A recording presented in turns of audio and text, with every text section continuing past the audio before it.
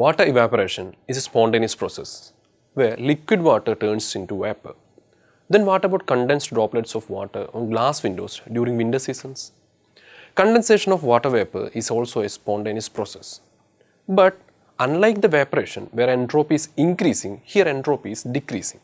From our last class, we have already seen that neither the decrease in enthalpy nor an increase in entropy is enough to explain the criteria of spontaneity.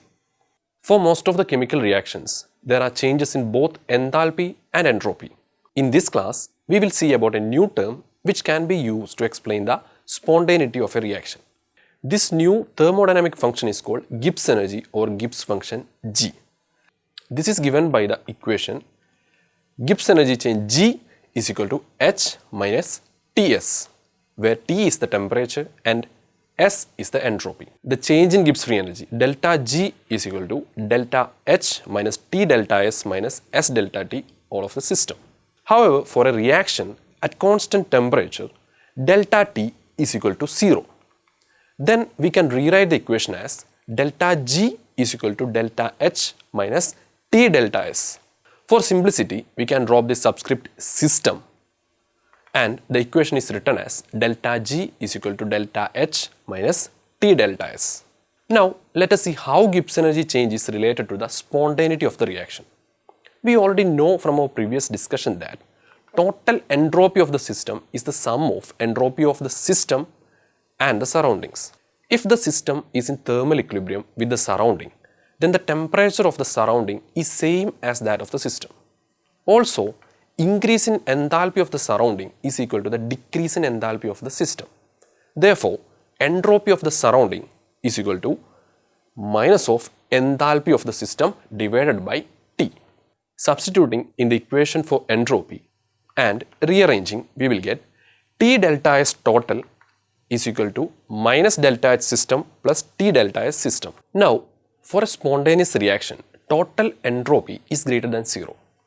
This means T delta S system minus delta H system is greater than 0. Or we can write like this, minus of delta H system minus T delta S system is greater than 0.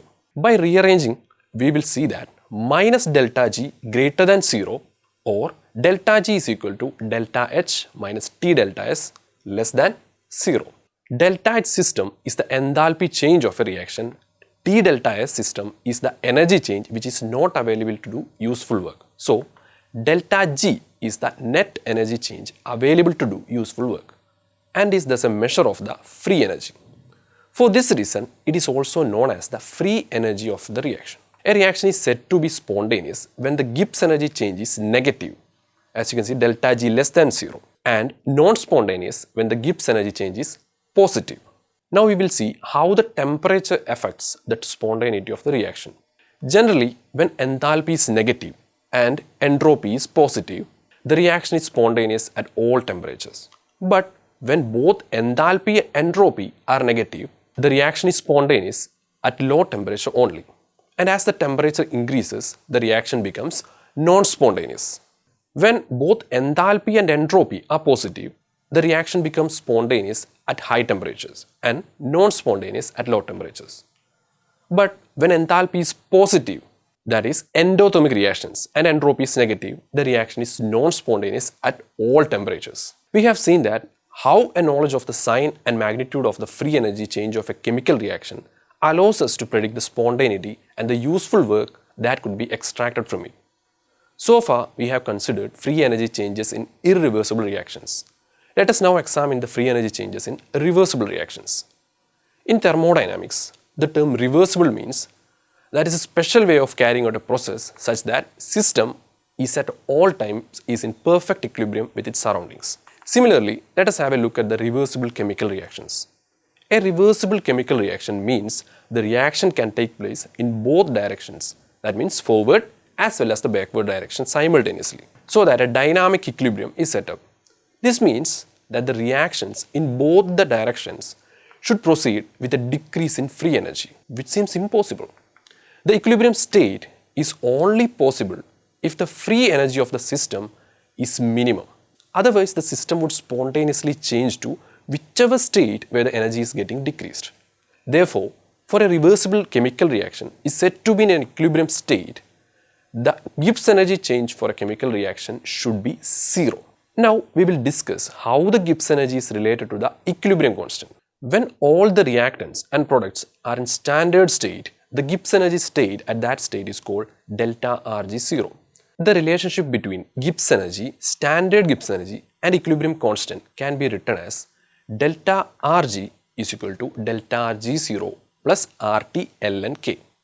We already know that at equilibrium delta G is equal to 0.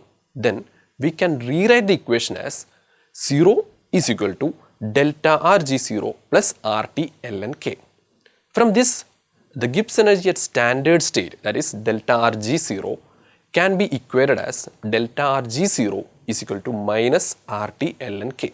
When converting to logarithm to the base 10, we will get delta Rg0 is equal to minus 2.303 RT log K. From our previous discussion, we know that Gibbs free energy change delta Rg0 is equal to delta RH0 minus T delta Rs0. We can relate this with the equilibrium constant as delta Rg0 is equal to delta RH0 minus T delta Rs is equal to minus RT ln K. Now let us see how change in enthalpy and entropy influences the equilibrium constant. First, a quick overview of the exothermic and endothermic reactions. As you can see here, in the case of endothermic reactions, the enthalpy, that is delta H, is positive and greater than 0. And in the case of exothermic reactions, the enthalpy is negative and less than 0. Next, we will discuss endothermic reactions. When the value of enthalpy in standard conditions, that is delta RH0, is large and positive, then the value of equilibrium constant K will be less than 1 and the reaction will be incomplete, that is, it will not give any product. Then what about exothermic reactions? Enthalpy in standard conditions, that is delta RH0, is large and negative, and Gibbs energy change, that is delta Rg0, is also going to be large and negative. So equilibrium constant K will be larger than 1, hence the reaction will be complete. We need to understand one more point here, that Gibbs free energy change, that is delta G0, also depends on the change in entropy, that is delta S. So if you consider the change in entropy of a reaction, then the value of equilibrium constant K will change, which might also affect the completion of the reaction. Now that we are clear with the concept of equilibrium, I am giving you something to ponder about. Think whether equilibrium is possible in physical processes or not. This concept will be discussed in our next video. With this, I will summarize this video.